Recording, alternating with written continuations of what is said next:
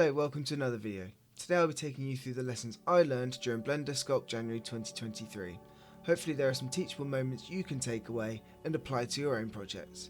Most of the points I'm going to make will be mistakes that I made and that I look back on in hindsight, though I'll also be pointing out a few things that I thought went well and that I would recommend applying again in the future. For those that aren't aware, I spent an hour on the sculpting part of each of the following renders you're about to see, then 2 or more hours on the texturing and presentation of the model itself. That's 31 models, 3 hours each, totaling a minimum of 93 hours in Blender.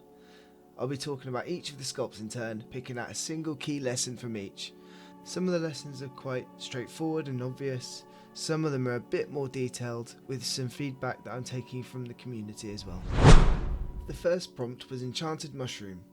Since this was my first time picking up my graphics tablet for sculpting, details in the description, this was primarily a task in getting used to the hand-eye coordination, the buttons on the pen and tablet itself, and the tools that Blender has to offer.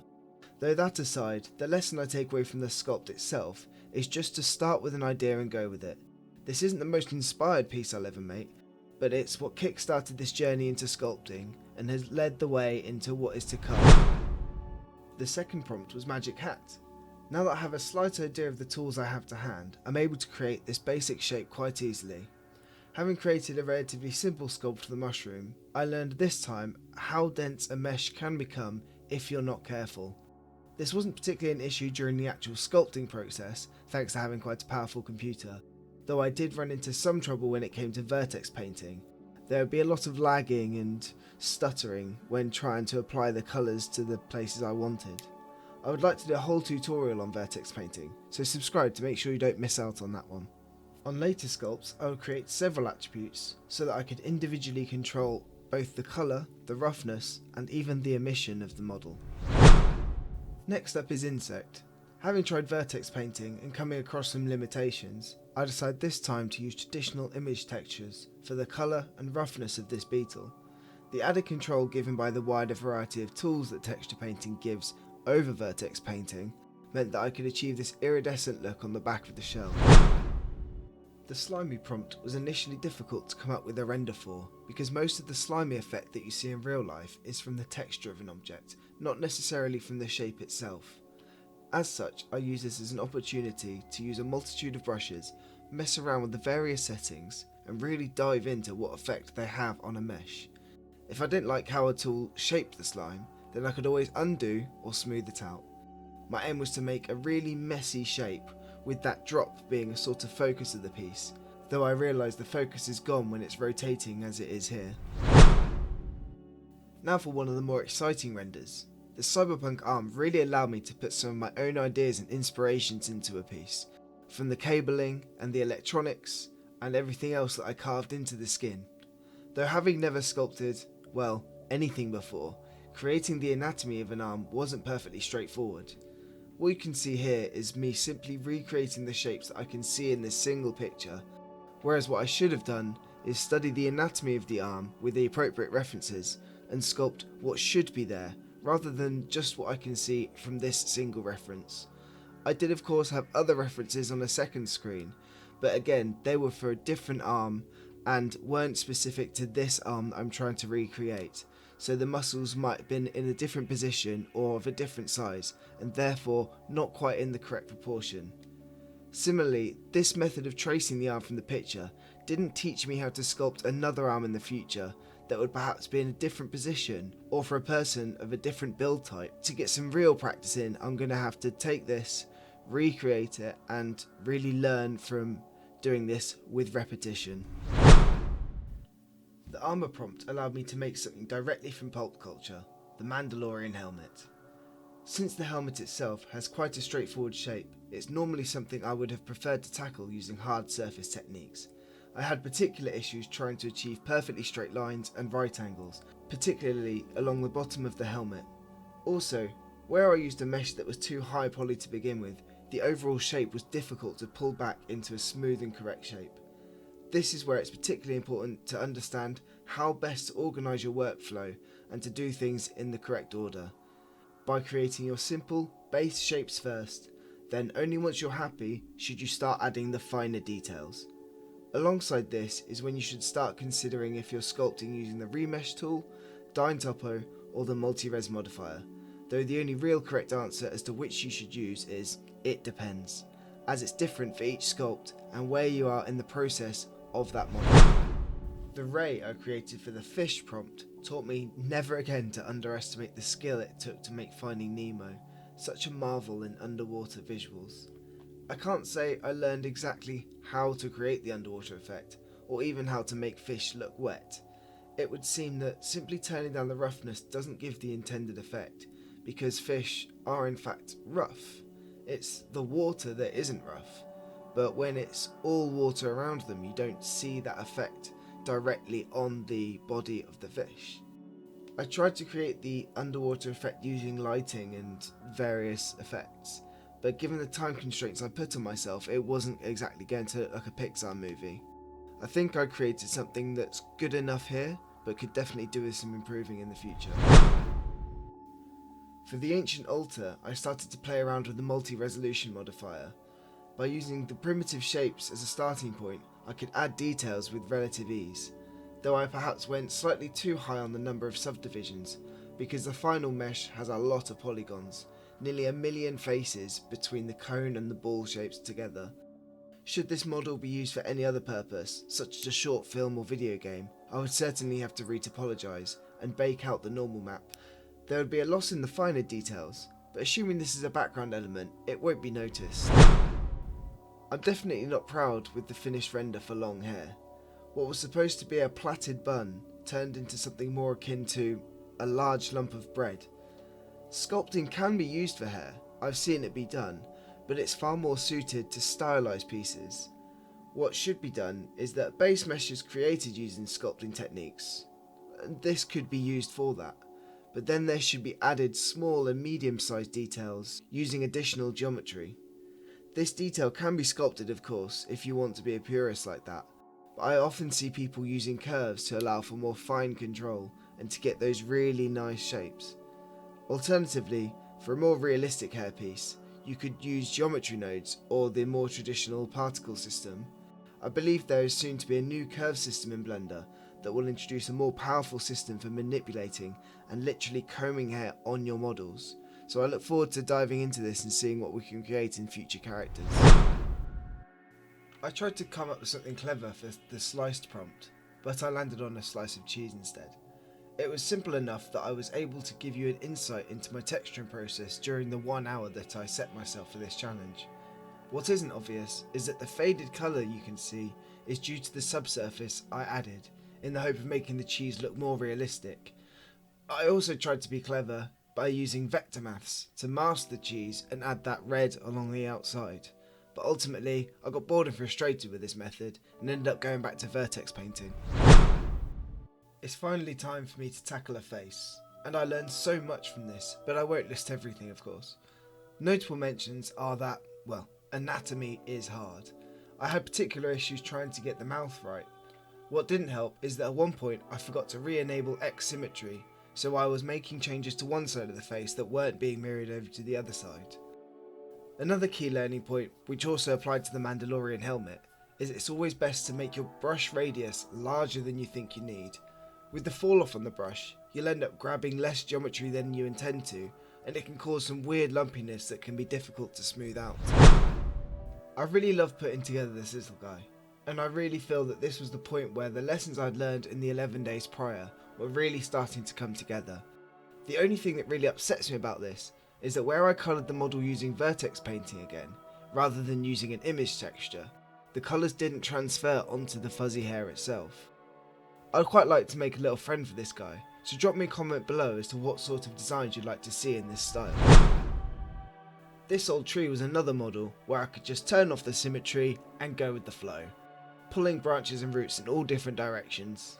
Though if I were to do it again, I would have made much better use of the mask brush. This would have enabled me to cross over those elements so I could have roots and branches intertwining. This would give it a lot more dimension and a much more organic feel to the overall shape. I also used a very ineffective tool for splitting the trunk. I used the draw sharp to cut in and then remeshed, and hoping that the magic of Blender would create the shape I was looking for. Instead, what I should have done is use the trim tool to make an actual cut. If I didn't want to go all the way through, I could have simply used the 3D cursor to set a limit on the cut distance. When it comes to the overall texture of the tree, I did draw and crease into the bark, but I should have added even more, much finer details. The way it looks now, it's kind of soft, thick and blobby, rather than the harsh and coarse texture you get on actual trees. The ornaments were the most simple of all the models I made. So simple in fact that I was able to create 3 in the hour. That's not to say that there were no learning points however. I stupidly never made use of the stabilised stroke tool. Perhaps I thought at the time that the handmade feeling would make it more realistic, but in hindsight it just looks bad.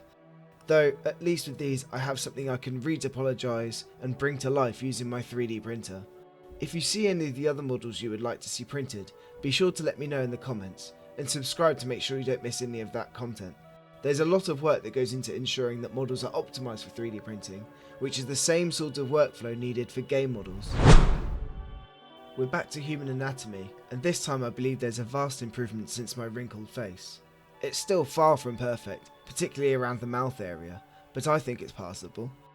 Though, what is less impressive are the bones that I threw together in the final 10 minutes behind the skull. Having taken time to sit down and sculpt a skull, I'm then able to take the anatomy lessons learned and apply them directly to human faces that I'll make in the future. I must give a shout out by the way to Jan Sculpts for the tutorial he put out recently, without which I could never have been able to put together what you see here, and certainly wouldn't have been able to do it in an hour. On my next attempt, I'll be sure to gather even more resources and references, so I can better define the elements of the skull, particularly around the jaw and mouth area, so I can better define them and make them even more realistic. To gain inspiration for the prompt of mixed animals, I went to a random animal generator which spat out canary and crab.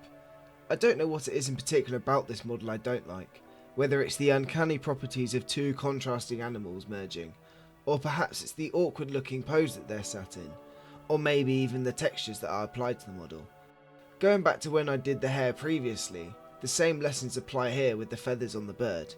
It definitely doesn't look as soft as a canary would. Equally, the crab claws were hard to texture, similarly as it was for the ray, because of the whole water is wet but the body is rough kind of issue I was having. That aside, when I look back about how this model came together, it's clear that I spent far too long concerned with the minor details, that I wasn't able to fix the major shapes early enough, such that when it got to a later point, I was too far gone and wasn't able to make those adjustments. If I had taken a step back occasionally, I might have been able to address these things and make it less uncanny and generally more attractive to look at. Moving on swiftly to the mask. Another lesson in facial anatomy, though obviously only for a very small portion of the face. I had similar issues here as I did with the Mandolorian helmet, where I couldn't get the edges of the eyes to be straight, but while also not turning them into sharp points. And another issue with creating such a thin mesh is that when you use a brush on one side, there is a chance that you are going to be pushing or pulling the mesh from the other side, giving you inconsistencies when I would otherwise have wanted a perfectly smooth back face. Thankfully that doesn't matter all that much in this instance, but I have since learned that there is a brush setting that allows you to toggle on and off front faces only. I thought I was onto a winner with Folktale. The Tsuchinoko, which is a snake-like yokai or legendary ghost monster from Japan. In my head it would be a simple cylinder with a face on the front, and I'd have all the time to do the scales and texture to really bring this to life. But once again I got stuck in the details in the mouth, detail that almost no one is going to see. As such, I also lost track of the mesh density and ended up with far too many polygons for such a simple design. I really should have been using Dine Topo for the mouth, thus allowing me to concentrate the details there, leaving the body much cleaner. All this meant that when it came to applying the scale textures, my computer would either lag for minutes at a time or simply crash entirely. Perhaps I'll come back and improve this after some decimation, but ultimately I think I'll leave it and make a different snake in the future. Muscles. Now this one was fun. Since I had already done an arm for the Cyberpunk limb, it only made sense to do a pair of legs. Although this time around, I did it properly by finding a good reference that showed me exactly which muscles are where and how they wrap around the leg. Though I still didn't do a perfect job. Once again, I tried too hard to trace the image in the reference, and this meant I ended up carving the gaps between the muscles with the Draw Sharp tool. Whereas what I should have done is start with a base mesh, not unlike a bone, and build the muscles on top of that. If I wanted to be really accurate, I could even have made each muscle a separate mesh, placed onto the bone with a curve, and then further refined it with sculpting. This model is also missing the tendons and other anatomy that make up a leg, but the prompt was muscles, so instead we're left with this creepy floating mass of pink flesh. Food Monster gave me another opportunity to make a unique character. Having taken inspiration from a certain popular fast food chain, I really enjoyed giving this creature a personality. Though a word of warning, other than to keep your fingers away from the pointy teeth, is that you should always ensure the base mesh is complete before applying a multi-res modifier. With the drop that hangs down from his tongue, you can clearly see that there are far fewer polygons because of the way the modifier works. Though otherwise, aside from some texture details that I could fix later, I'd say this little guy could certainly pass for an antagonist in a future short film.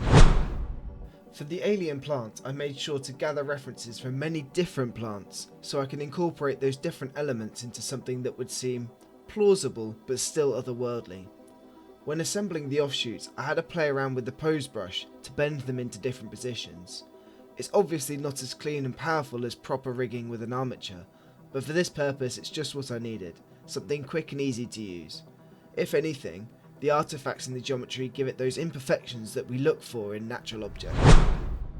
We're finally back to doing another animal, and I finally get to tackle man's best friend. All things considered, I think this turned out quite well. Though, what does let the final piece down is the deformation caused by the posing. I put a lot of thought into trying to get the proportions right for a small to medium sized dog when doing the actual modelling part, but the front legs stretched in a way that almost ruins the final piece. This could likely be fixed with a proper iteration of retopologizing, as well as better weight painting. I'm also disappointed in the fur for this playful puppy. It doesn't seem to have the same texture as the cute dinosaur I made way back on day 12. Though hopefully if I give myself more time I can come back and at the very least redo the hair. Maybe even animate him playing in a scene. Though, perhaps I shouldn't run before I'm walking. I wouldn't expect many of you to have played Bohnanza before, but between my friends and I it's a real favourite. Each of the Bons, or Beans for you non-German speakers, have a different personality that is expressed in a really fun way on the playing cards. It was really enjoyable to bring this garden bean to life, though I wish I hadn't been so lazy with the texturing of the clothing. I feel I've done a real disservice to the piece as a whole, and while the pose on the box shows him with two hands behind him, I wish I'd followed my own rule of asymmetry and made him do something else with his empty hand. Right now it's just kind of floating there, where it doesn't meet the other hand to hold the instrument. Back to doing faces, though this time I have the creative freedom to delve slightly outside the realm of reality with this fantasy goblin. Though that being said, I feel I've let myself down by not gathering enough references. That not only applies to goblin references, but also references of human faces as well. This becomes clear when I read back the feedback I was given by Noggy, who also has a great YouTube channel by the way, and you should definitely check them out. What was said is that the nasolabia fold is too pronounced. For those that aren't aware, this is the fold of skin that curves around the mouth, and it becomes more apparent when you smile. It was also noted that the cheekbone is defined, which I had intended to do, but what detracted from the realism was that the jaw muscle beneath it was missing. And on the point of the jaw, I had given the goblin a rounded shaped jaw, but given the structure of the rest of the head it would make a lot more sense if it had been more V-shaped. Other minor points were that the nose could have been thicker and the ears could be rotated, but I think this comes back to looking at the references of both human and goblin faces to make a properly informed decision on this. We're back under the sea with this deep sea creature, and I've managed to take the lesson from Folktale render and make far better use of the scale texture here. The subtle bump really adds to this slimy octopus. Though where it falls a little flat however, is where I didn't use enough polygons when I was extruding the suckers on the tentacles. And if I'm being really picky, then I should have probably made the tentacles a little longer as well. I think if I'd used more references of octopus that live deeper in the ocean, I would have probably ended up with a different looking animal, but equally, I don't anticipate too many experts in the comments picking me apart for that. I'm torn between whether I gave myself the best chance for a good render by having the organic corridor curve like this, or should I have perhaps made a shorter, more complex system of trees? I definitely forgot everything I'd learned from the old tree render. The branches barely overlap here and the texture on it is generally quite weak. I'm going to use the excuse of the time limitation, but as we all know, that's a pretty weak excuse. The most obvious thing to point out going forward is to always scale your intentions alongside your constraints.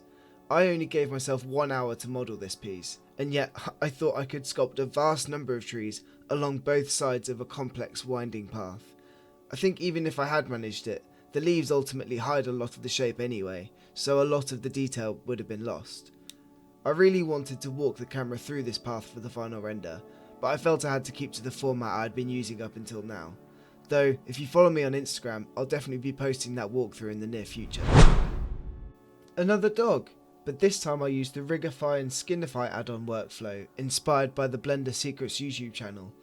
It works really well for getting a base mesh together, though I had to be careful because the meta rig default is for a wolf, whereas I wanted proportions closer to that of a Staffordshire Bull Terrier, which is a much smaller dog with much more stout legs and a musclier, wider body.